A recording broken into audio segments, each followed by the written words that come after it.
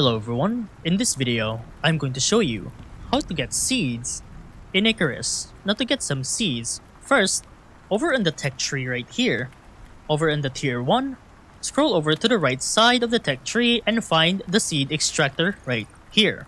Use one of your points available to you to unlock the recipe for this. Now to craft this, you are going to need 15 pieces of wood, 20 pieces of fiber, 25 pieces of stone, and 10 pieces of a charcoal. Now I already have it crafted right here inside my hotbar, so I'm just going to place this down. And then just place it right around here. And now just press to interact with it.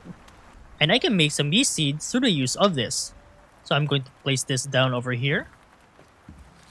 And then it should start making some yeast seed. And now I got some yeast seeds through the use of 2 pieces of yeast. And that's pretty much about it on how to get seeds in Icarus.